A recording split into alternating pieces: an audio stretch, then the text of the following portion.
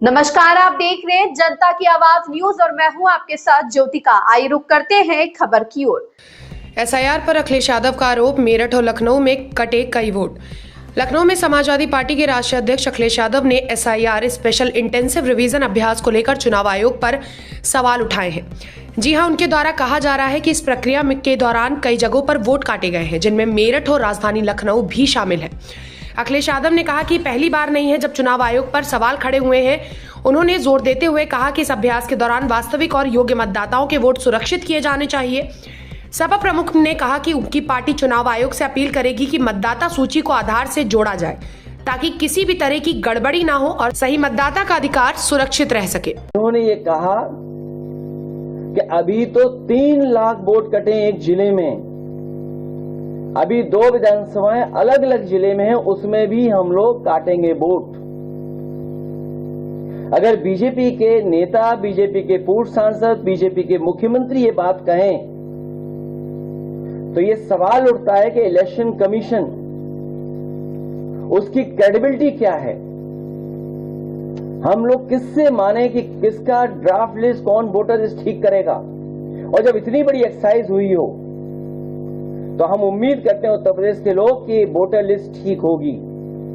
लेकिन इधर जो डिफरेंस नजर आ रहा है राज्य चुनाव आयोग के माध्यम से और भारत सरकार की एक्सरसाइज के बाद जो डिफरेंस नजर आ रहा है, वो डिफरेंस इतना नजर आ रहा है कि लग रहा है कि कोई न कोई साजिश षड्यंत्र चल रहा है। वोट पीडीएस समाज का काटने का और अपना वोट बढ़ाने का।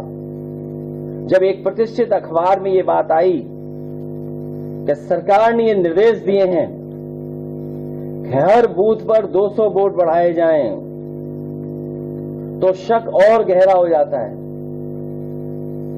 क्या कोई कल्पना कर सकता है कि एक दल ये कहे कि वोट बढ़ाया जाएगा 200, और सुनने में आ रहा है अलग अलग जिले में अधिकारी भेजे जा रहे हैं। अगर अधिकारी भेजे जा रहे हैं तो उसकी सूची कहां है।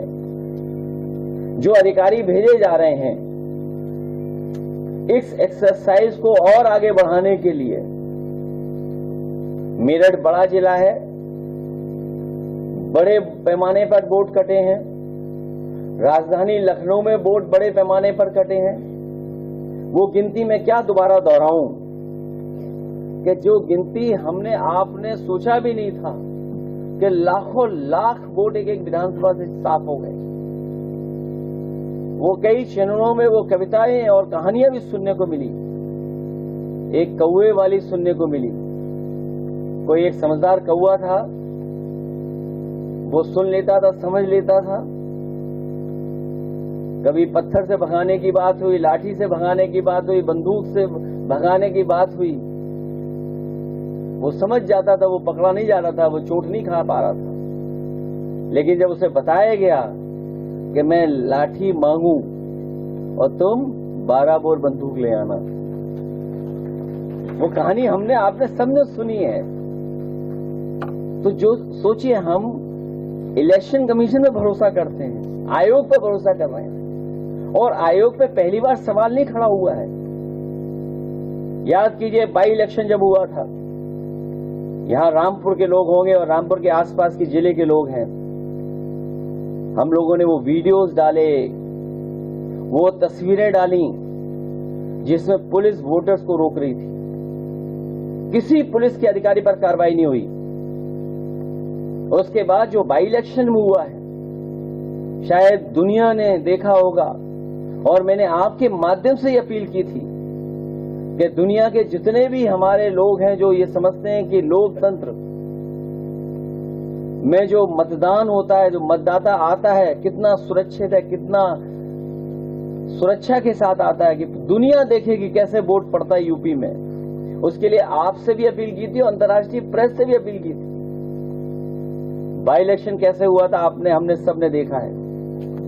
कुंदरकी में पूरा प्राइवेट ड्रेस में अधिकारियों ने मिलकर के वोट डाल दिया, मीरापुर में वोट डाल लिया, कटहरी में वोट डाल लिया। अयोध्या क्योंकि हारे थे, इसलिए अपनी हार को छिपाने के लिए हराना था समाजवादी पार्टी को। तो बाई इलेक्शन हम लोगों ने देखा जहां पर कई बार प्रश्न लगे थे चुनाव आयोग पर। इसलिए हमें उम्मीद है इस बार कि जब इतनी बड़ी एक्सरसाइज हो रही है SIR की, तो जो जेन्युइन वोटर है उसका वोट बनना चाहिए।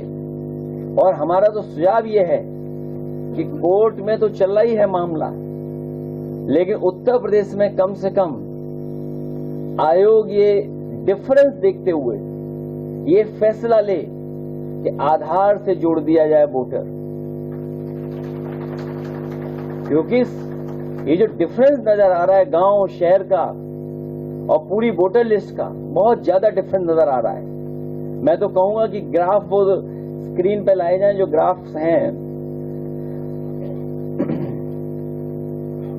ऐसा ड्राफ्ट के अनुसार पात्र मतदाता 12,56,00,000 सबके पास आंकड़े हैं।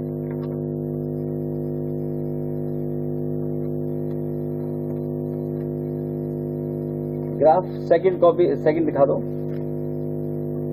इस खबर में बस इतना ही। बने रहिए जनता की आवाज न्यूज के साथ।